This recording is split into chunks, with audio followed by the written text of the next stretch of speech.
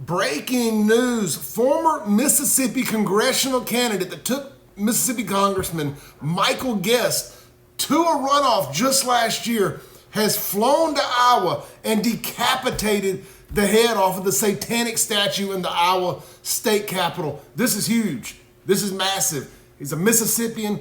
He's a former Top Gun pilot. He's a Navy officer, and he just decapitated the Church of Satan statue. Here's the story. A satanic altar erected in the Iowa Capitol building has been torn down and beheaded by a Christian and former military officer. According to the Sentinel, Michael Cassidy pushed over and decapitated the statue of Baphomet, which was placed in the building by members of the Satanic Temple of Iowa after receiving permission, and discarded the head of the statue into the trash. Out goes the trash. Cassidy told the outlet that he destroyed the altar on Thursday to awaken Christians to the anti-Christian acts promoted by our government. The world may tell Christians to submissively accept the legitimization of Satan, but none of the founders would have considered government sanction of satanic altars inside Capitol buildings as protected by the First Amendment. Cassidy said, anti-Christian values have steadily been mainstreamed more and more in recent decades, and Christians have largely acted like the proverbial frog in the boiling pot of water. Man, is that not so true? Cassidy turned himself in to officers who were present in the building, who confirmed that the Satanic Temple of Iowa seeks to press charges. Cassidy was charged with fourth degree criminal mischief. We'll pay that bond.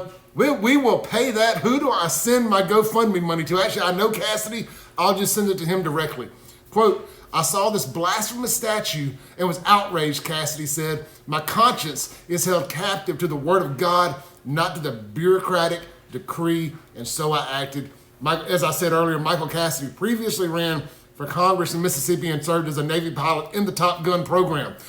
Here is a post he made on Twitter, X, whatever you want to call it, just a few minutes ago after being released from jail. It's a quote from a Bible verse. There's also going to be a photo of myself and Cassidy with Pastor Frank Peden, who unfortunately passed away just a few months ago here in Brandon, Mississippi, when he spoke at the pastor's church last year during his congressional run.